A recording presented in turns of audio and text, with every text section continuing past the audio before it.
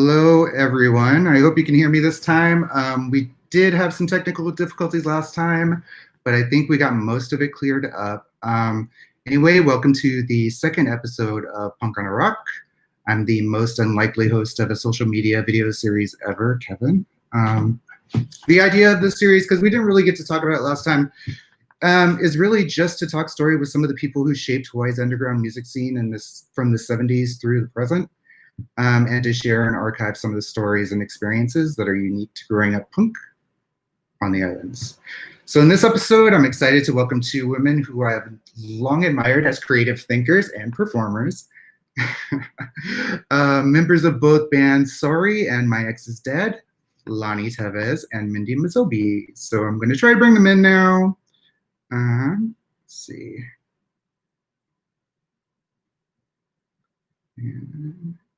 There we go. Hi, guys. Can you guys hear? Oh, I have to unmute you. Wait. Okay, now you're not muted. Hi. Hi, Kevin. Hi, Kevin. Mindy. Hi.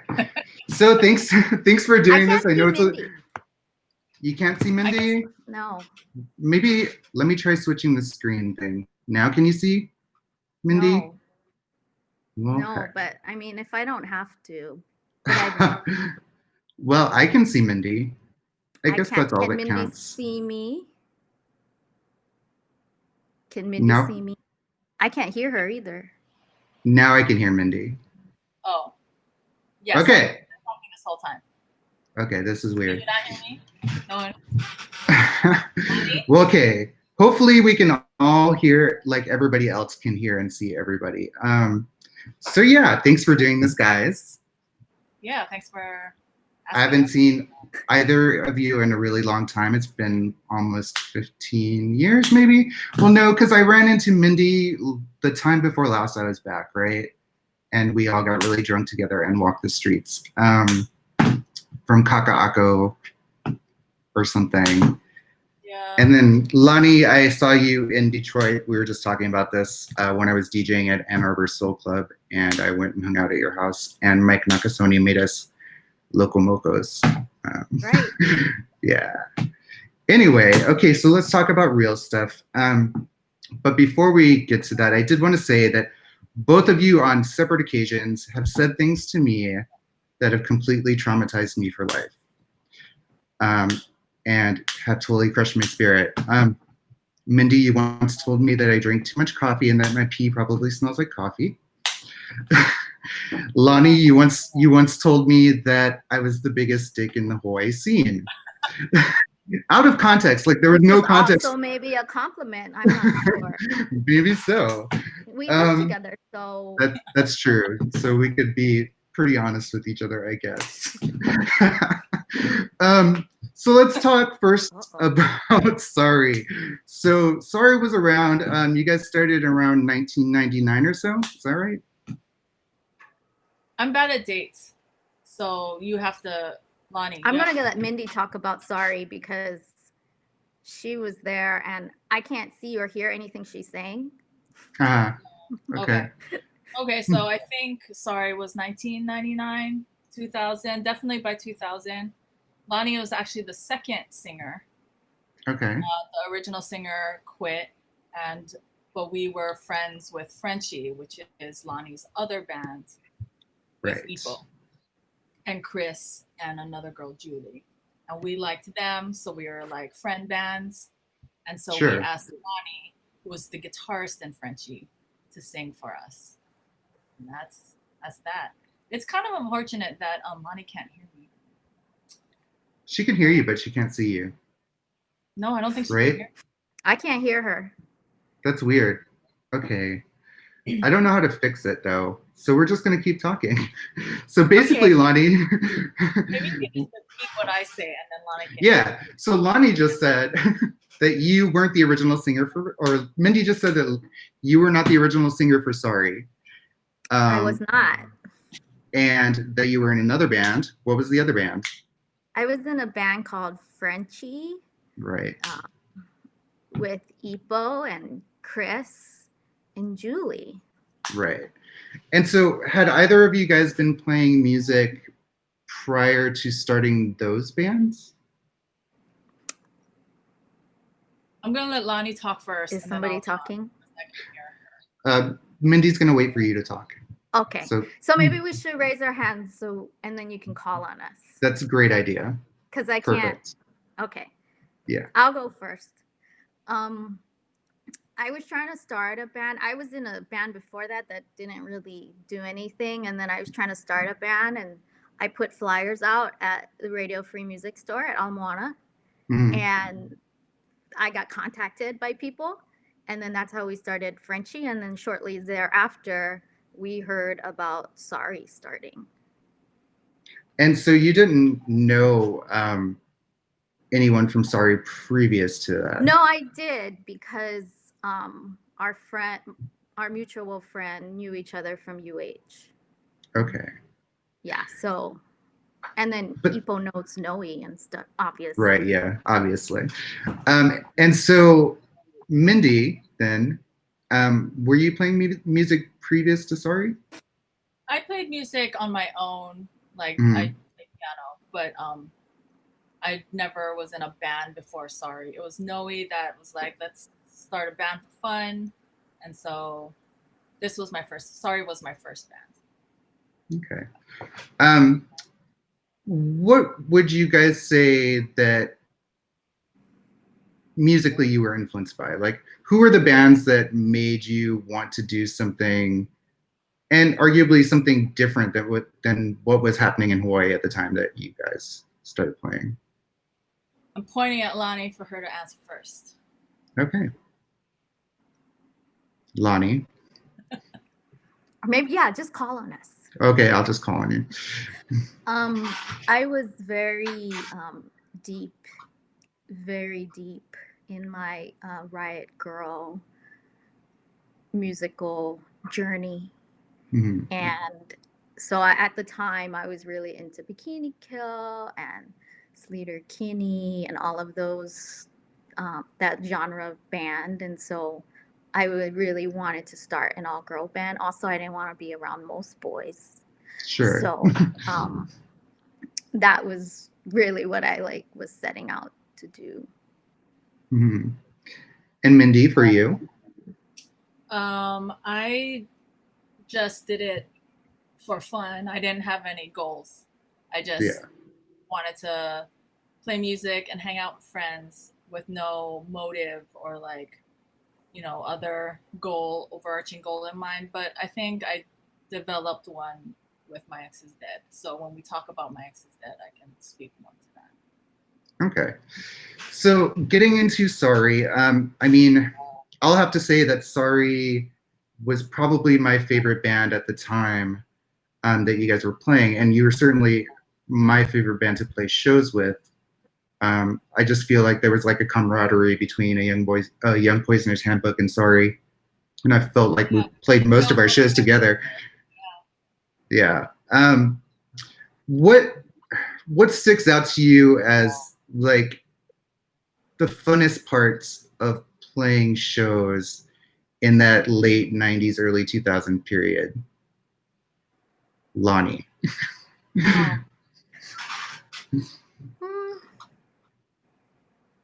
There was definitely a camaraderie between those two bands. And so it was really fun. And then there were a lot of fun people and friends that would come to the shows, and the same people. So it did feel very much a close-knit scene that I think was really great at the time. And I remember different times in Sorry, we would just want to put on a goofy outfit or be like, let's come up with a theme of what we're going to wear at this show. And then Naomi would pull out some weird, I don't know, she'd pull out some weird straight jacket. And then we would make a whole, costume set out of it 2 hours before we were supposed to play. Or then, I don't know, you folks dressed up like vampires once, just for fun. I don't know. It was just really fun at the time. And there was a lot of shows, and it was really consistent. So I felt like there wasn't a lot of pressure to be like, oh, this is a really important show. It was like, oh, there's just another show. There's lots of shows. Let's go play a show. So it was fun. And Mindy, what about you?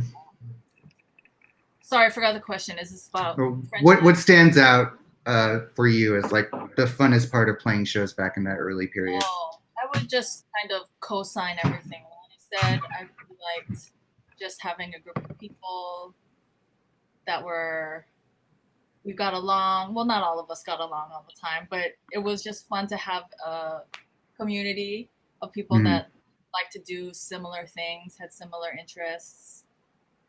It was fun to create things. Like Lani said, like to dress up and think of themes and play things with your friends and make up songs. It's like very, I think people that did that back then still like to like do creative things. That I think that's what kind of links us all together, right? As we all I was talking to someone about this earlier today, and I feel like that period of the Hawaii underground scene was very much, I don't want to just say artsy because that doesn't seem like enough, but there was a lot of creativity there. I feel like there wasn't a lot of pressure on bands to do something like professional or, like to be like slick or anything like that. When I think back of bands like Quarterhead and God Our Dictator, like all the bands that, we played shows with back then, everybody was just having a good time. And it was just like goofing off, it wasn't really so much about like, we're going to like cut a record and like be famous or something. Yeah, because I think people are still waiting for the Sorry 7-inch. So. I think they are too. Everyone makes fun of us.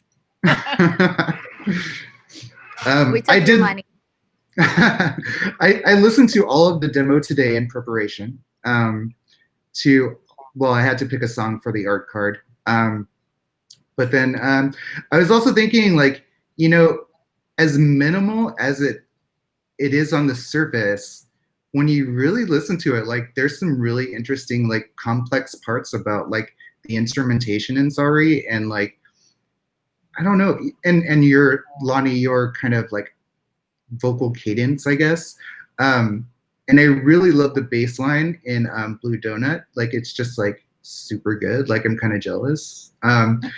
But I know you guys recorded that demo. Was it with Addison or was it with Dave Noodle? No, that was... We recorded it at Tunji's. Tunji, that's what it was, right? Yeah.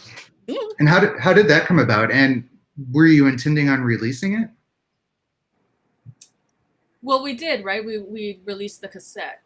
Okay, yeah. So we released our recording as a cassette, and then I guess, because everyone wanted to be on vinyl, that's when we said, "Oh, we're going to release our thing on vinyl," but we recorded it to put it on cassette because it's easier. Yeah. And how did the recording session itself come about, Lani? I don't remember. Yeah. But I think we had a fight. Oh, go on. I don't remember that either, but we did a lot of that.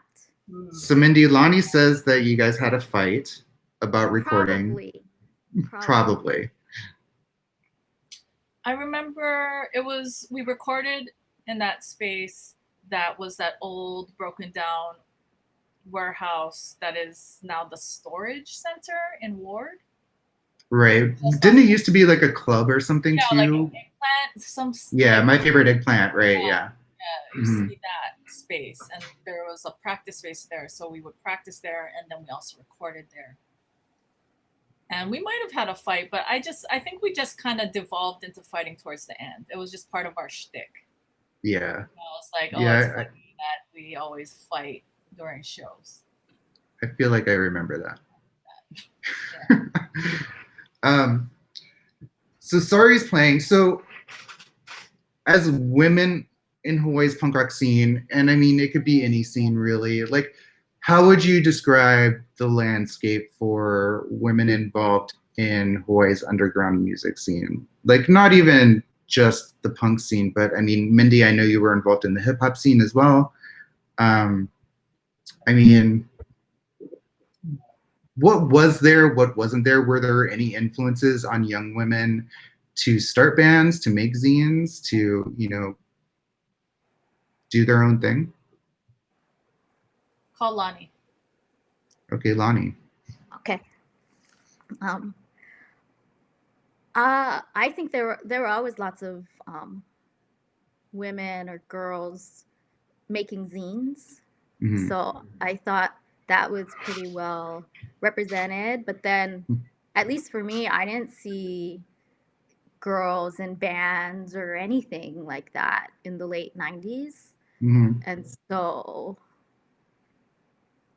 that's why I think people wanted to start them, because there wasn't anything really happening. I mean, there might be, one here or there. So it's not to say Mm-hmm. that girls weren't in bands, but they weren't necessarily fronting bands. Right. And I think that's why I think it was Otto who put on that special girl show to Mm-hmm. have like all girl lineup, because there wasn't any of that at that time.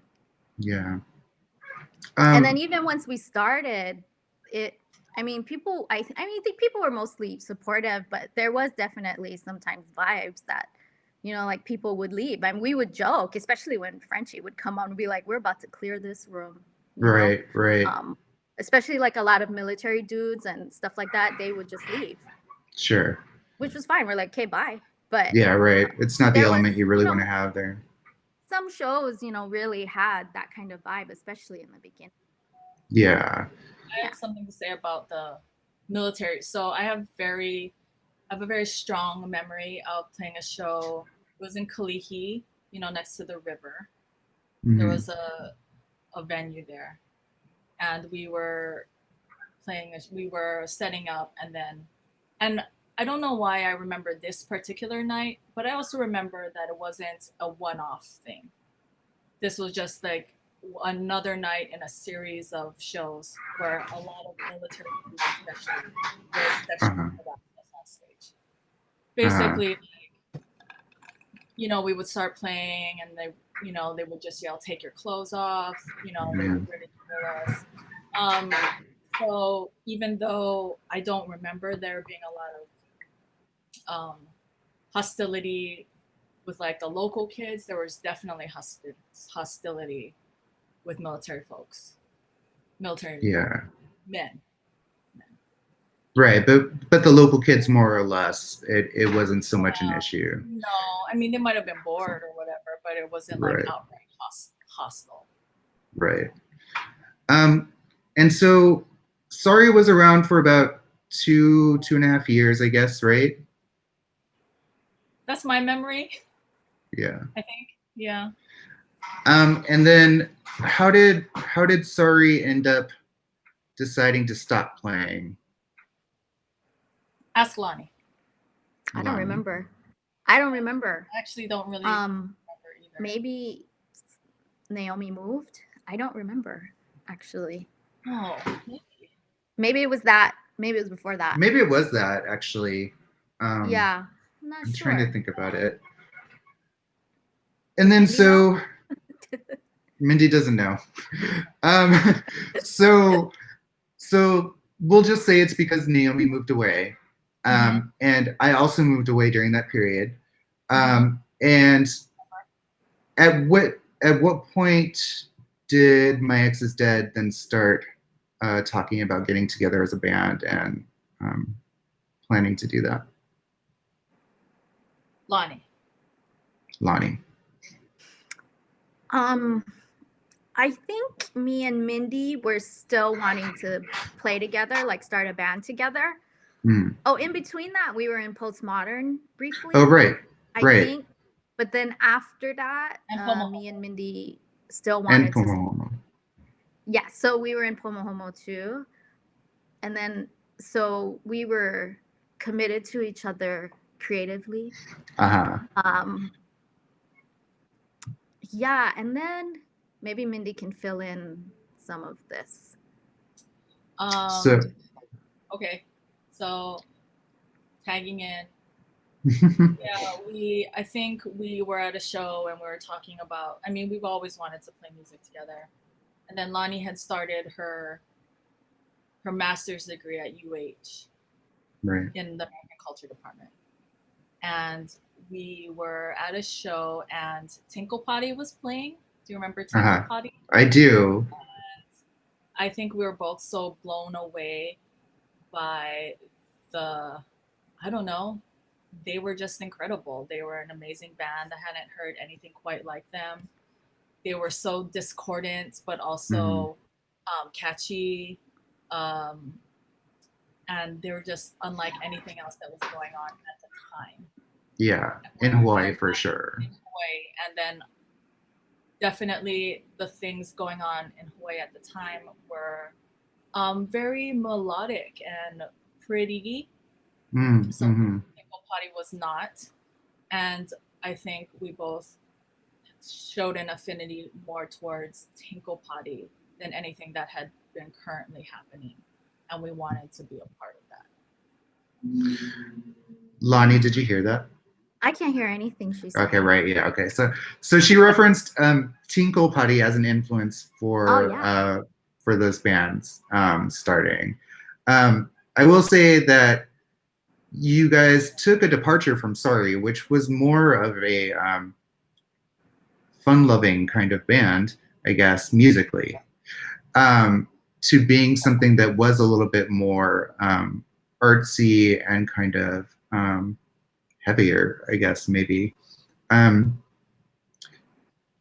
Was it just what you were seeing in the Hawaii scene that, like Mindy had said, that bands were kind of getting softer and kind of, you know, more melodic?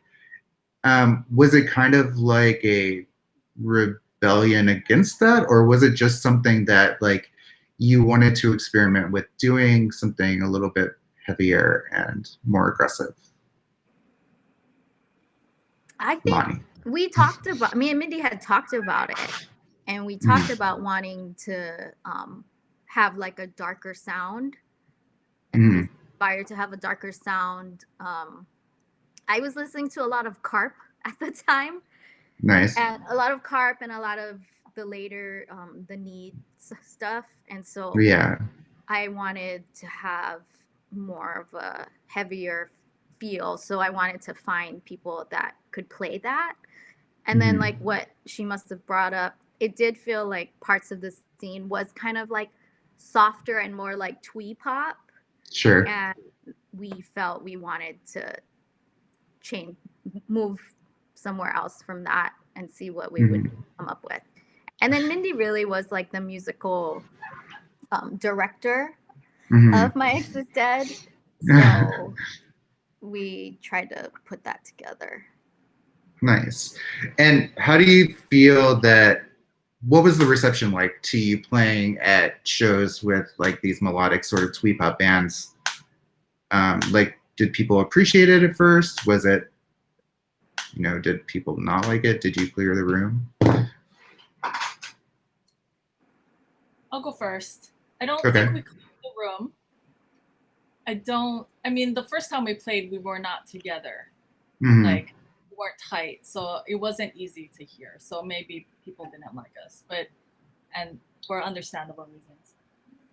But I think people really latched on after a while. But at first it was,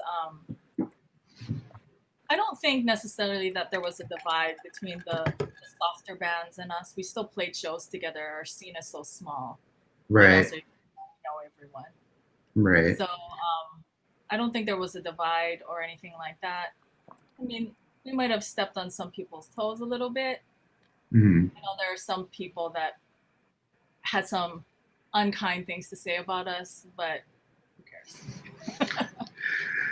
And I feel like can she hear me? I can hear you. Yeah, she can hear you, but you can't hear her. Okay.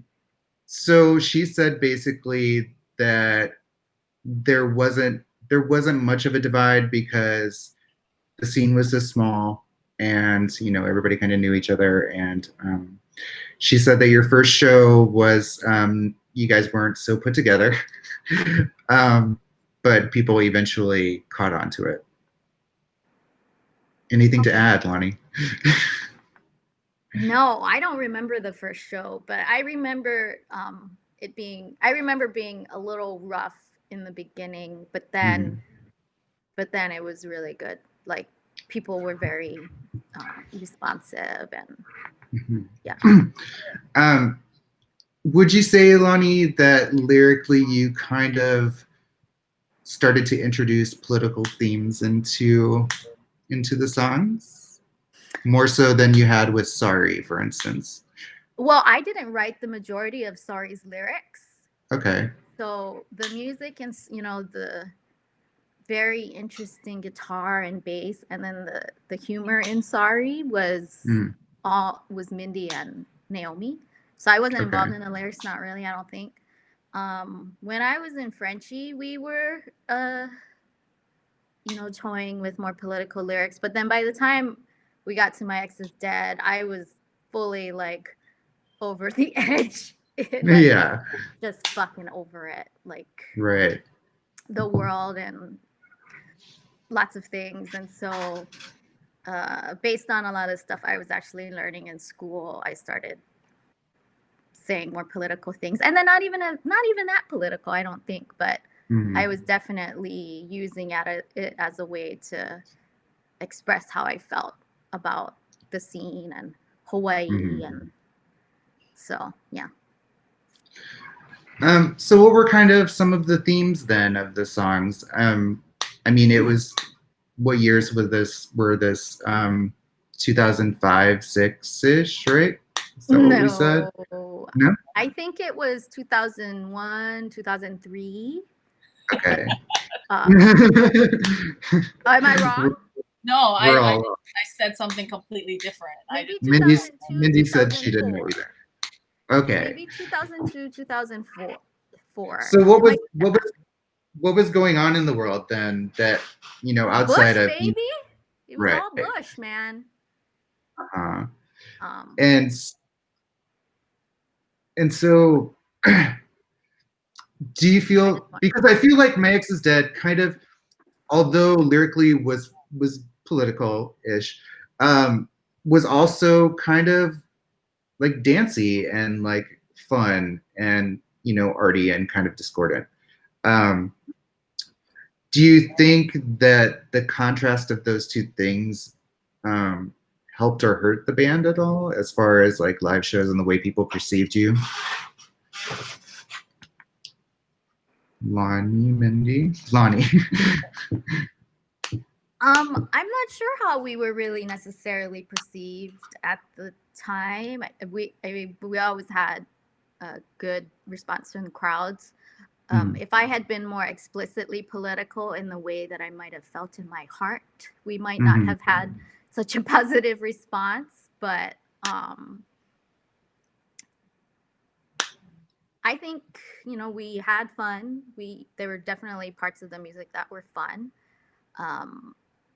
I think that sometimes I'm trying to think, it's like really hard to remember. Yeah, I know. Right. That's why I'm doing this. It helps me remember. Maybe Mindy can talk now. Mindy? Okay. I think that we definitely on purpose tried to make the music catchy as well as discordant. But I kind of disagree. I think that there are parts of the music that fell right in line with some of the painful topics that Lani brought up in her lyrics. There are definitely some parts of the song where she is screaming. Right. And the music gives space for that and also kind of facilitates those screams. So I think that there are definitely goofy parts to My Ex Is Dead, and there's also, very genuine parts. I'm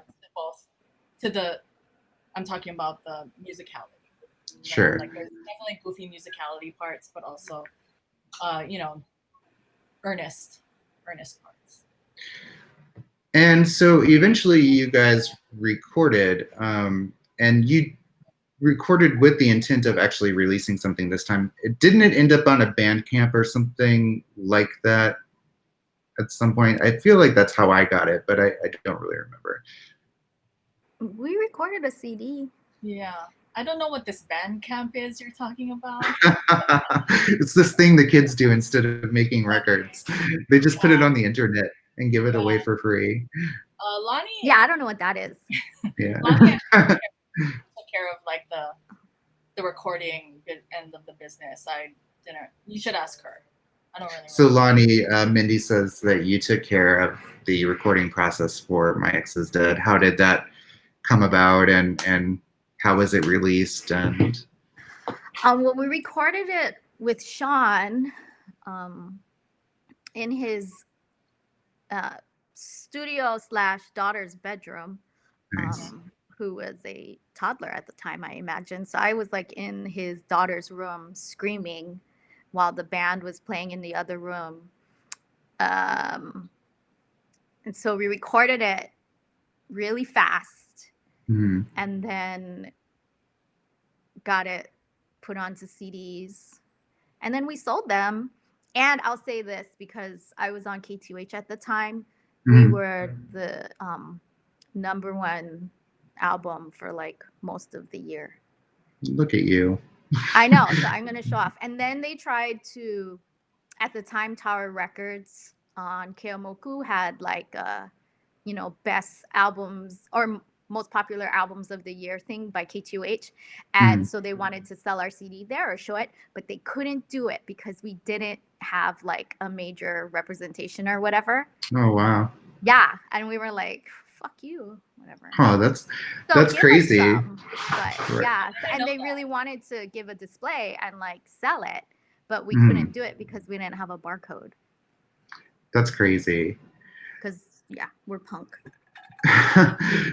So did it eventually get distributed outside of the islands? Because I mean, that's always been the thing about music in Hawaii, right? Like bands start in Hawaii, they stay in Hawaii, like with like very few exceptions. Like none of it ever gets distributed outside of the islands. Did you guys have any interest from people outside of Hawaii? Did anyone communicate with you about recording for them or whatever? Lani? I don't. Lani. No. There was some. Is Mindy talking? No. Okay. I had a dream that Yoshitomo Naru, the artist, when he came, the Japanese artist, when he came, he was really into us. And we played his art opening and show and all that stuff. And then, we had a dream that he would love us so much and take us to Japan where we would surely be megastars. Right. But none of that happened. So I don't know. I mean, I think that's part of it too. Like being women in a scene, we didn't and at that time we didn't really have access to the resources that would allow us to maybe record more professionally or record or even have other people see our music outside of Hawaii. We didn't have the resources to go on a tour. You know, I mean, I know sometimes bands from Hawaii would go on a tour together. Or they would link up with someone who could help them get on a tour, but those are all mostly all the guys, right? And so we didn't necessarily, as women in the scene, we didn't have that kind of network to know how to even start to do that. And no one was teaching us to do that or not even really knowing. And so we didn't ever really make that step. Yeah, and when I think about it, the people who were touring at the time were bands like I know the Sticklers did a few tours, right, and Grapefruit as well. That was earlier on, but for the most part, I mean, most bands stayed in Hawaii, and I mean, I do agree with you that the gender thing probably did not help at all, but I think geographically it was just difficult to begin with. I think the gender thing plays a huge, a bigger role than the geography does. So do you think then, was it harder for you to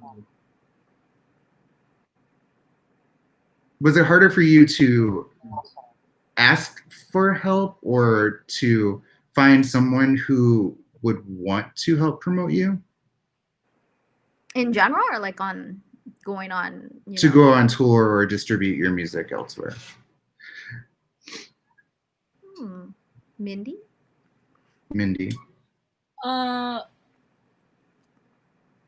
I am not that social. Yeah. Like, I would say that,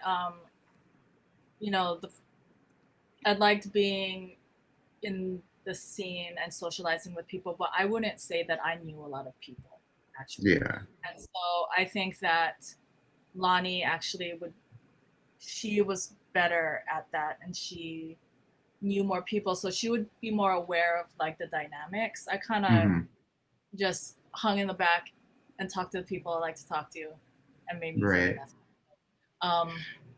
So I'm not really that well versed in the intricacies of the social dynamics.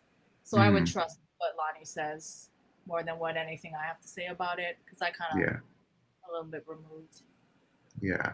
So Lani, Mindy was saying that she wasn't the most socially forward person in the band, and that she allowed you to take charge in social matters more so than she would be inclined to do, and that you would know more about the dynamics of approaching people to do things like that. I mean, did you reach out to anyone, and were you ever like shot down like immediately just because you were a female fronted band? For My Ex's Dead, I would say no. I mean, and then this is the thing that's funny. If you look at the people who are in My Ex's Dead, I'm definitely the loudest one. I felt like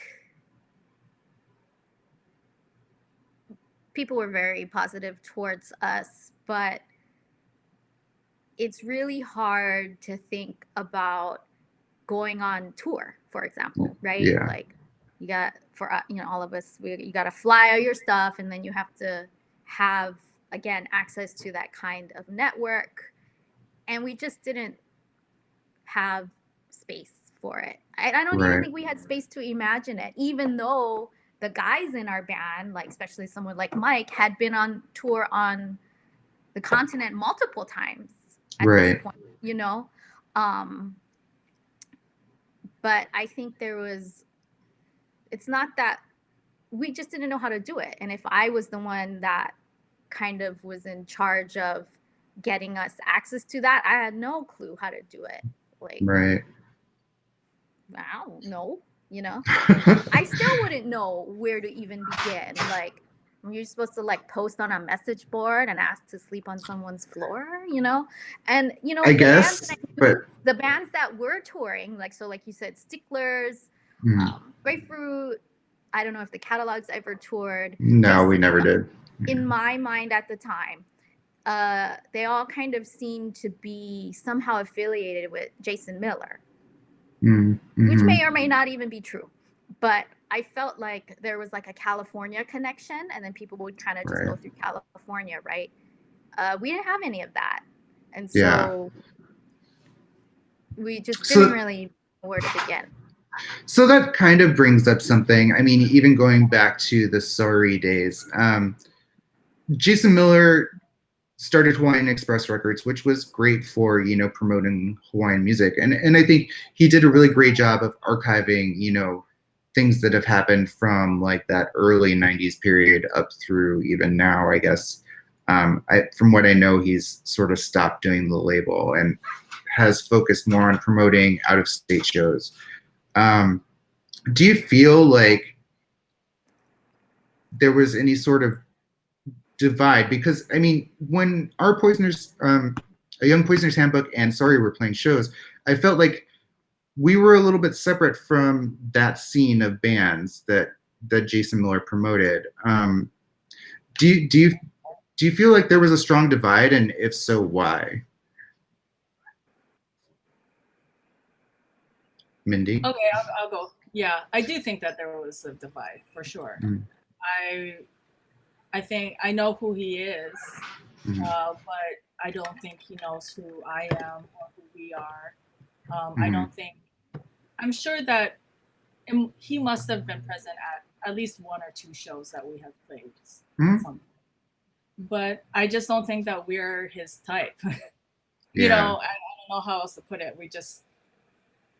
We're not this, I don't know, we're not that poppy. We don't have an aesthetic like that. Mm-hmm. Also, I don't know. I don't think he was interested. And to be fair, I wasn't interested in him either. Right. I mean, I don't want to put this all like he ignored us. You know, it's like, you know, I also wasn't interested in his offerings either. So I think that definitely there's a divide. Yeah. Lani Mindy basically said that yes, she felt like there was a divide, mostly because she felt that the bands that Jason was promoting at the time were a little bit more poppy and of a certain style, I guess, and that maybe he didn't really he wasn't really interested in what bands like Sorry or the other bands like Quarterhead or whatever were doing at the time. And I'll just say this now, like I actually like Jason as a person. We've had, myself and Jason have had our back and forth in the past. But I totally respect like the fact that he's still around and still like actually, doing underground shows in Hawaii. But Lani, I mean, so you feel like that was kind of the only option at the time for getting like your music out to people, or the only option that you knew of, the only one that was like, a major influence in Hawaii was going through something like Hawaiian Express, and it was just something that you were never approached by them? Or I think Sorry is on one of those compilations. Mm-hmm. And I think Frenchie is too. I think by the time My Ex Is Dead came around, Hawaiian Express wasn't as active or prominent. But as it a record did feel label, like, yeah, but to me, like in the late 90s, it did feel maybe kind of in its heyday. Mm-hmm. And the music was definitely, like Mindy said, more pop punk, more, how do I say this without being reductive? Like more no effects. You know what I'm saying? Yeah. And I mean, and that was like a period of punk. Like that's what everybody sounded like. But then that was, if you know no effects, and that is the similar vibe that was at shows. Right. And I mean, that sound was like huge, like in the mainstream at the time as well. Definitely. So. And so that was the environment that Sorry was trying to like bust up, I feel like, even if unintentionally. And then by the time we have Sorry and Young Poisoners and then My Ex Is Dead, the scene had done like a kind of a turnover. Right. But it did still feel like the structures of like, how do you make things happen in the scene? I think it can be confusing if you don't know how to do any of that stuff. Right. I mean, eventually a lot of different people were putting on shows, right? And so there was a wider range of people doing shows and places and things, but we don't actually have that many other compilations. Right. That's true. Or remember, I don't know. I might be wrong because I don't remember. But yeah, like Hawaiian Express had a lot of compilations. Yeah. I don't know. I feel like that was kind of it until probably after both of our eras. Like probably, I think the 2010s things started happening again. People were sort of starting different record labels in the islands. I talked to a guy named Kevin Titt today. I did an interview on his podcast about the 90s scene, but he ran a label in Hawaii sort of after us. It was all the bands that sort of came after us. Yeah, I feel like the scene in Hawaii it turns over like every 5 or 6 years and completely changes itself up. So then how did My Ex Is Dead sort of become disbanded? So you had recorded, what happened next? And Lani. Well, the first wave of our death was when Aaron moved away. Like most bands in Hawaii, somebody moves away. So that was our first death. But then we played a couple reunion shows subsequently. Mm-hmm. So that was like our real death, I would say. We tried to take another form when Mike and Mindy came to Michigan, but Mm-hmm. it wasn't it was harder to do. Yeah. I imagine going to a place where you aren't sort of involved in the scene, as far as like, it's not your family that you're used to. Breaking into a scene on the mainland is a little bit weird. I mean, even me just moving to this town, and like, it's not like I go out all the time. I was telling Mindy earlier, I go to bed at like 8 in the evening and wake up at 4 in the morning because I'm old. But when I do go to shows, even in a small town like this, people are very standoffish if they don't know you. Like, like, who's this person? Like, why are they here? And like, you're just trying to be friendly or whatever, or do your own thing. Is that what you experienced moving to Michigan and trying to start a band, Mindy?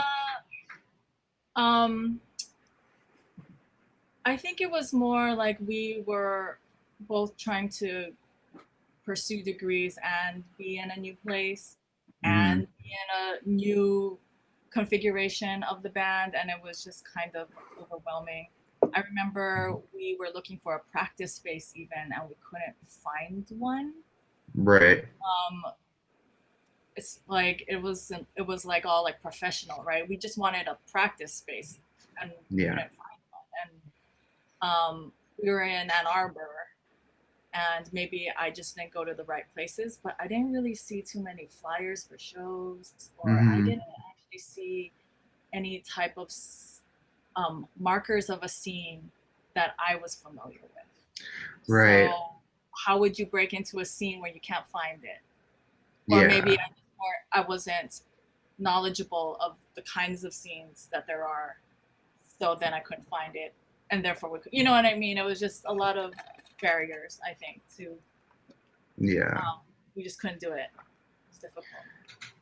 So Lani and Mindy is saying that between trying to get degrees and moving to a new place, and also trying to make music with a new configuration of the band, that it was difficult to just kind of get it done. And not to mention, like, moving to a new place, there weren't any recognizable markers of like, shows happening, or like, who the bands were, or like what sort of scene there was, or anything like that. So at what point then did you just decide to give up? I think it was when Mike said, I'm going to move. Mindy says it's when Mike said he was going to move. Pretty much. Yeah.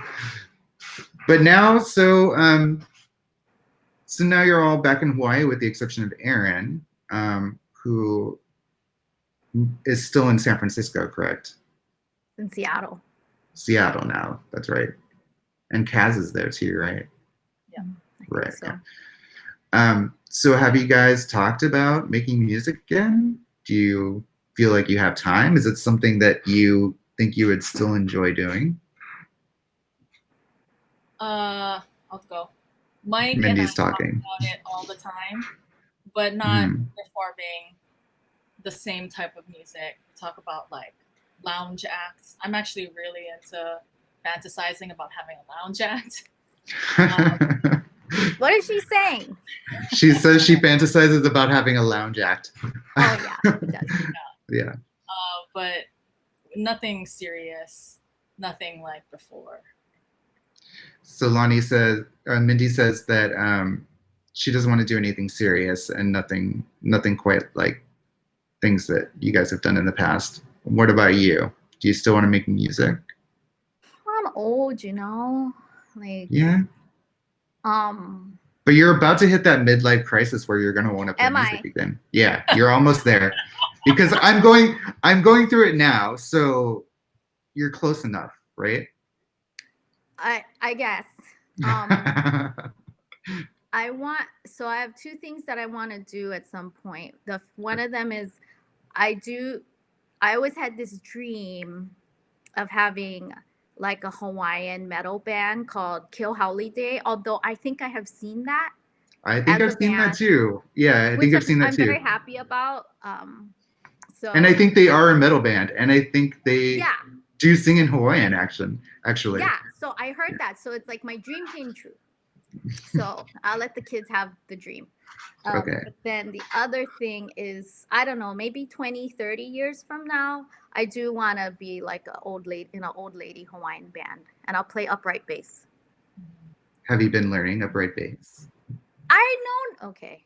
I've known upright bass. You didn't know this about me, but I did not know that about you. I played upright bass in high school, so. Well, that's awesome. You know, my fingers can still do the damage. I'm sorry. So I feel like down the line, like, you know, maybe Mindy will have her hotel lounge act, and then I could do my Auntie Maria Lani thing on the bass. And what about getting either of the bands back together? I know Noe's back now in Hawaii. Naomi is still there. What about a Sorry reunion? It'd be pretty sorry. I don't know. No, I mean, I don't know. Nobody has actually brought that up. I just brought it up. I think Mindy? It's best to have fond memories of the past. Sure. Than to resurrect something that had its time. You know? Okay. She says it's better to have good memories of the past than to resurrect something that had its time. Yeah. Mm-hmm. And we wouldn't make any money. Right. Yeah, probably not. Yeah. I mean, not that it matters, but at this point, it's like, who would go to that show? Like, really? I mean, I know people are around and we have friends and like it'd be fun, but you know. I think I would go, and it would be awkward for me to be there, but I would still go anyway. How are you gonna get here? I would come see you guys play if you played again. Yeah. I would make an effort to come see you. We would have a fight meltdown. Yeah, we would. Yeah, you would. Yeah, you would. And it'd be amazing. Okay, so we're almost at the 1 hour mark. I've decided that the last question I'm going to ask in these interviews is something that's just like kind of nerdy for me. But so of all the records that we listened to back in the day, the things that we loved, the things that that influenced us, what's the one record that each of you still put on and enjoy? Lani. Oh, well, I don't have a record player anymore because I'm a fucking sellout. Yeah, you are. But let me think. On your Spotify. Not even that. I'm like, so. What do you got? MP4s? MP3s? No, I mean, I listen to Spotify, but I don't even have like a punk like lit. You know what I'm saying? So the thing that like rocked my world and would probably still, if I put it on, I would play it through, is the it's like the Bikini Kill 7-inch that had the anti-pleasure dissertation on it, or that's what it was called, I think.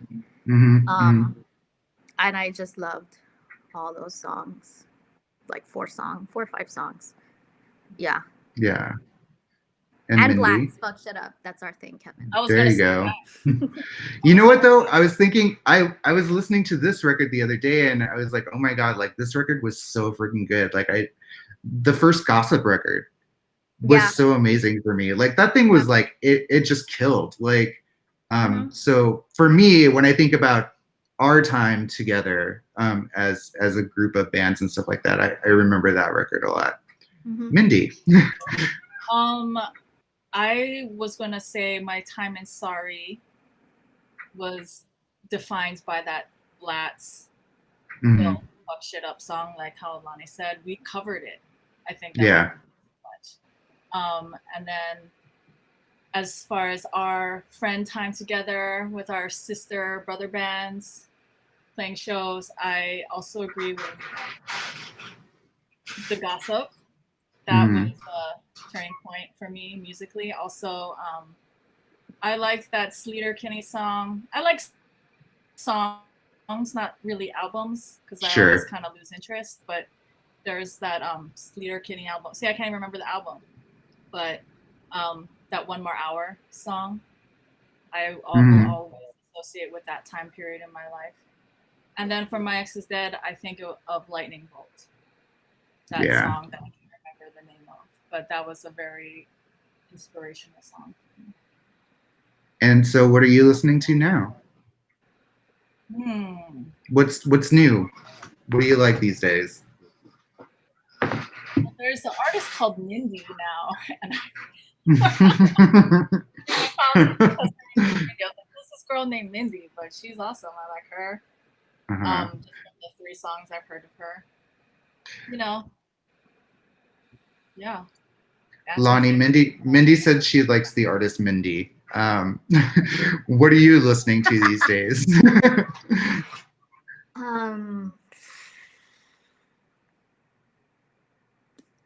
I don't even know. This is terrible. I listen to the Spotify list that they tell me to. What is your playlist called? What do they call it? Like nostalgic for the 90s? No, I mean, they always make up funny names for them. I don't know. I've been listening to Portishead and FKA Twigs or whatever. Sure. Lately. I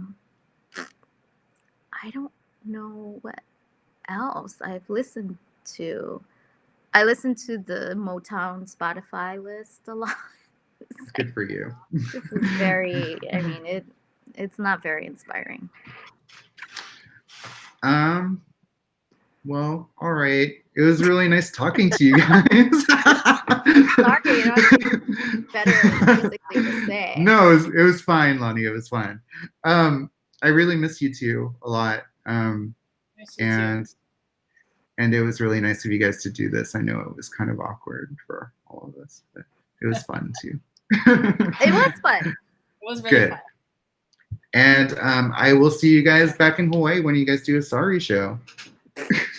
Sure. All right. Thank you, too. Bye. Bye. Bye.